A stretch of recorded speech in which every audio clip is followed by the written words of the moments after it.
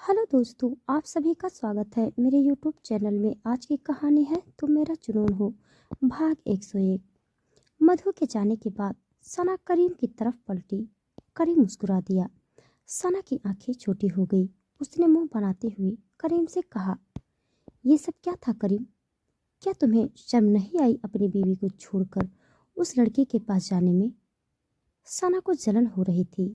नशे में धुत करीम ने सना के कंधे पर प्यार से अपना हाथ रख दिया और कहा, बेबी प्लीज माफ कर दो। आई एम सॉरी, मैंने जानबूझकर नहीं किया। वो वो लड़की मेरी इज्जत पर हाथ डाल रही थी। करीम ने मासूम सी शक्ल बना ली और बोला, उसने मेरी इज्जत लूटने की कोशिश की। करीम की ऐसा करने पर सना के चेहरे पर स्माइल आ गई, लेकिन उसके मन ही मन खुद से बोला, आखिर उसने ऐसा किया क्यों? किसी भी हालत में मैं अपने करीम को किसी भी मुसीबत में नहीं आने दूंगी। इस बारे में सोचते हुए सना ने करीम का हाथ पकड़कर वॉशरूम की तरफ जाते हुए कहा, ठीक है, उन बातों को छोड़ दो करीम। चलो, मैं तुम्हें शावर दिलाती हूँ। मुझे नहीं पसंद कि तुम उस लड़की के दिए लिपस्टिक के निशान अपने साथ लेकर घूमो। सना की बातें सुनने के बाद करीम मुस्कुराने लगा और उसने सना के हाथ को पकड़कर खींच लिया। सना करीम के सीने से लग गई।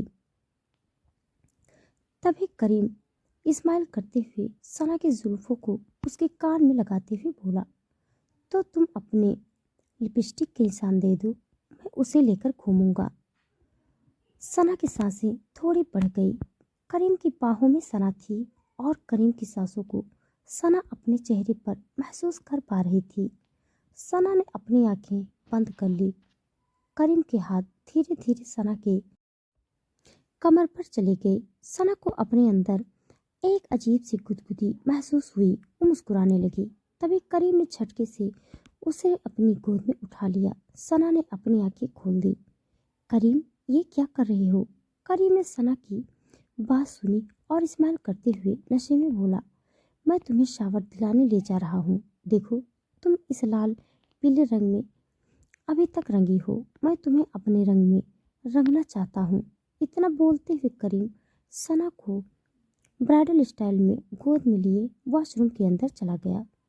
उसने सना को बाथरूम में लिटाया और शावर ऑन कर दिया। सना भी उसे देखकर स्माइल कर रही थी। करीम ने अपने कपड़े भी उतार दिए। सना की आंखें छोटी हो गई जब उसने करीम के सीने पर मधु के होठों के निशान देखे। अचानक सना बाथटब से बाहर आ गई और उसने करीम को पकड़कर दीवार से लगाकर वॉशरूम के नीचे खड़ा कर दिया। करीम की आंखें बड़ी हो गई। उसकी पत्नी को अचानक क्या हुआ?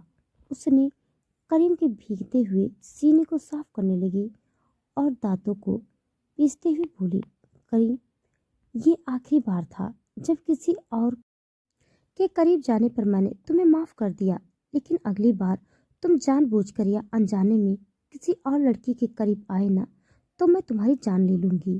क्या तुम मुझे जान से मार दोगी? ओह गॉड, तुम्हें अपने जेल में जाने का डर नहीं है? करीम ने मुंह बनाते हुए बोला, बिल्कुल नहीं। अब आप चुपचाप खड़े रहो। सना करीम की बॉडी पर शॉप लगा रही थी, इधर उधर करते हुए सना को परेशान कर रहा था। कुछ देर में आखिरकार सना और करीम शावर लेकर बाहर आ गए। शावर लेने के बाद करीम को कुछ हल्का महसूस हो रहा था, लेकिन उसका सर अभी भी भारी था। सना ने उसे कमरे में उसका इंतजार करने को कहा और किचन में चली गई। किचन में करीम के लिए नींबू पानी बनाती हुई सना खुद से बुदबुदाई, आखिर मधु चाहती क्या थी? और यूं ही तो उसकी हिम्मत नहीं हुई होगी कि वो मेरे और करीम के कमरे में जा सके। उसके इस कदम से क्या कोई इसके साथ है? सना अपनी सोच में डूबी थी। उसने नींबू पानी बनाया और करीम को दे आई। दूसरी तरफ मोहित और जैस्मिन दोनों अपने अपने विला में पहुंच गए। जैसे ही जैस्मिन ने विला के अंदर कदम रखा, उसके पैर आगे बढ़ने से रुक गए। उसे याद आया कि कैसे कुछ समय पहले उसे यहाँ से निकाल दिया गया था। जैस्मिन का स्वाभिमान उसे आगे बढ़ने से रोक रहा था। मोहित ने महसूस किया कि जैस्मिन आगे नहीं बढ़ रही। तो उसका दिल उदास हो गया। वो जैस्मिन की तरफ बढ़ा और बोला, सॉरी जान, मैं जानता हूँ तुम मेरे बिहेवियर से बहुत अपसेट हो, लेकिन मैं प्रॉमिस करता हूँ कि मैं आगे से कभी भी तुम्हारे साथ ऐसा बिहेव नहीं करूँगा। प्लीज उन बातों को दिल से निकाल दो। मोहित की बात सुनकर जैस्मिन ने उसकी तरफ नम भरी आंखों से देखा। प्यार के आगे वो अपने स्वाभिमान से समझौता करने को तैयार थी। वो जबरदस्ती भारी मन से मुस्कुराई और विला के अंदर आ गई। मोहित जानता था कि जैस्मिन बस उसके सामने ही खुश थी। वो जानता था कि उसने जैस्मिन के दिल को ठेस पहुंचाई थी और वो इतनी जल्दी उसे भूल नहीं सकती थी। जैस्मिन जब विला के अंदर आई तो सीधा अपने कमरे में चली गई, लेकिन उसके पैर ठिठक रहे थे। जैस्मिन के मन में एक बार को ख्याल आया, जैस्मिन ये क्या कर रही हो तुम कैसे मोहित को माफ कर सकती हो? उसने तुम्हारे स्वाभिमान को ठेस पहुंचाई है। इस सोच के साथ ही जैस्मिन के पैर रुक गए। उसने नजर उठाई, उसका कमरा उसे दिख रहा था। जैस्मिन को उसकी पुरानी यादें याद आ गई।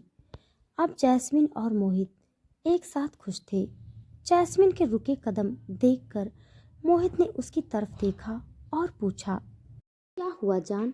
जैस्मिन ने ना में सर हिला दिया और कमरे के अंदर चली गई। मोहित भी कमरे के अंदर आ गया। आज ये कमरा जैस्मिन को अपना नहीं लग रहा था। उसकी आंखों में उस दिन का मंजर घूमने लगा जब मोहित ने उसे पहले इस कमरे से और फिर इस घर से बाहर निकाल दिया। उस बारे में सोचते हुए जैस्मिन की आंखों में आंसू आ गए, लेकिन मोहित के देखने से पहले जैस्मिन ने जल्दी से अपने आंसू पोंछ लिए। मोहित ने देखा जैस्मिन अब भी एक जगह पर खड़ी थी। मोहित चलकर उसके पास आया और उसने उसका हाथ पकड़ लिया। जैस्मिन ने नजर उठाकर देखा, दोनों की आंखें टकराई। मोहित की तरफ देखते हुए जैस्मिन मुस्कुरा रही थी। तभी मोहित ने जैस्मिन के हाथ को अपने होठों से छू लिया। जैस्मिन मुस्कुरा दी और बोली, क्या हुआ? मोहित ने ना में सर हिला दिया और जैस्मिन का हाथ पकड़कर उसे बेड तक ले गया। जैस्मिन बस उसके साथ चली गई। मोहित ने जैस्मिन को बेड पर बिठा दिया और खुद जैस्मिन की गोद में अपना सर रखकर लेट गया। जैस्मिन ने उसकी तरफ देखा और अपने आप ही उसके हाथ मोहित के बालों में चले गए। मोहित के बालों में उंगलियां फिराते हुए जैस्मिन ने मन में खुद से कहा, बीते दिन मेरी जिंदगी के बुरे दिन थे, लेकिन मैं ट्राई करूंगी कि वो दिन हमारे आज पर हावी ना हो, हमारा रिश्ता फिर कभी न टूटे। खुद से इतना कहते हुए जैस्मिन ने प्यार से मोहित के माथे को चूम लिया। मोहित ने जैस्मिन की आंखों में देखा और फिर अपनी आंखें बंद कर ली। न जाने कितने दिनों बाद आज उसे सुकून मिला था। होली फेस्टिवल खत्म हुए आज हफ्ते दिन बीत चुके थे। इस बीते हुए दिनों में जैस्मिन और मोहित के साथ खुश थे। उनकी लाइफ नॉर्मल हो गई थी। हालांकि मोहित इस बात का पता लगाने में जुटा था कि उसे और उसकी बीवी को अलग करने वाला कौन था, और जैस्मिन मोहित के प्यार के आगे उस दिन की लड़ाई को भूल रही थी। वहीं शैली और हर्ष के बीच लड़ाई हमेशा ही रहती थी। शैली सना के साथ वापस अपने काम पर लौट चुकी थी और प्रीति सना की दूसरी असिस्टेंट थी। प्रिया अपने काम पर जाती थी, लेकिन वो कई दिनों से विहान को इग्नोर कर रही थी और अब ये बात विहान को बर्दाश्त नहीं हो रही थी। इधर इन हफ्ते दिनों में करीम अपने काम में व्यस्त हो गया था, लेकिन उसे इस बात से काफी चिढ़ हो रही थी कि कैसे उसने मधु को अपने आप को छूने दिया। उसे मधु पर गुस्सा आ रहा था, लेकिन एक लड़की होने के नाते करीम ने उससे कुछ नहीं कहा और न मिला। वही सना जैस्मिन से मधु वाली बात को लेकर नाराज थी। जैस्मिन आजकल अपने कामों में बिजी थी और सना भी आजकल काम में बिजी थी। सना, ईशान और नियति की फिल्म की शूटिंग कंप्लीट हो गई थी और वो जल्दी ही रिलीज होने वाली थी। आज फिल्म की आखिरी शूटिंग उन लोगों ने कंप्लीट की और इसीलिए आज सभी क्रू मेंबर्स एक साथ थे। डायरेक्टर ने शूटिंग के सेट पर ही सबके लिए स्नैक्स मंगवाया था। सभी क्रू मेंबर्स एक साथ थे। सना, नियति, ईशान, शैली, प्रीति, करिश्मा और बाकी के क्रू मेंबर्स भी। मेकअप आर्टिस्ट से लेकर मैनेजर, असिस्टेंट और बाकी सब भी। नियति की असिस्टेंट सुकन्या भी उनके साथ थी। शैली, नियति, सना और सुकन्या, प्रीति एक साथ बैठी हुई थी। करिश्मा कुछ दूर पर दूसरे क्रू मेंबर्स के साथ थी, लेकिन उसकी नज़र सना पर थी। करिश्मा की असिस्टेंट ने जब देखा कि करिश्मा सना को गुस्से से घूर रही थी, तब उसने करिश्मा से बोला, करिश्मा मैम, देख रही हैं ये सना और उसकी असिस्टेंट किस तरह नियति मैम के साथ चिपकी हुई हैं। मुझे तो लगता है वो सब मिलकर नियति मैम से दोस्ती बढ़ाना चाहती हैं। करिश्मा ने अपने असिस्टेंट की बात सुनी और सर हिलाते हुए एरोगेंटली कहा, हाँ तो करने दो उन्हें चापलूसी। मुझे क्या, मैं यहाँ चापलूसी करने तो नहीं आई ना। कुछ लोग होते हैं जो दूसरों के बदौलत ऊपर उठते हैं। इतना कहते हुए करिश्मा ने फिर सना को देखा। वहीं सना, शैली, नियति, प्रीति और सुकन्या अब हंस रहे थे। नियति ने जोर से हंसते हुए कहा, सना भाभी, सच में आपका सेंस ऑफ ह्यूमर काफी अच्छा है। सना ने उसकी बात सुनी तो सर हिलाया और तभी सुकन्या की आंखें छोटी हो गई। उसे समझ नहीं आया कि आखिर नियति ने सना को भाभी क्यों कहा, जबकि नियति का कोई भाई नहीं था। लेकिन फिर सुकन्या ने कोई सवाल नहीं किया, क्योंकि वो जानती थी कि नियति हमेशा से बहुत कम खुलती थी। वो खुद को लो प्रोफाइल रखती थी और सुकन्या उसकी सबसे अच्छी असिस्टेंट प्लस मैनेजर थी। फिर भी नियति ने कभी उससे पर्सनल बातचीत नहीं की। वहीं जब सना ने उसकी बात सुनी तो हंसते हुए कहा, अरे सच में, मैं सही कहा। उस दिन करीम ने नशे में ऐसी ऐसी हरकतें की, मेरी हंसी नहीं रुक रही थी। असल में ये सारी लड़कियां वहां सेट पर बैठे हुए अपने अपने पतियों की बुराई कर रही थी। सना भी उस दिन की बात बता रही थी जिस दिन मधु के कारण करीम नशे में था। सना ने सबको बस करीम के नशे में होने की बात कही, उन्हें ये नहीं बताया कि करीम किस कारण से नशे में था। क्या नियत की सच्चाई आएगी कपूर परिवार के सामने?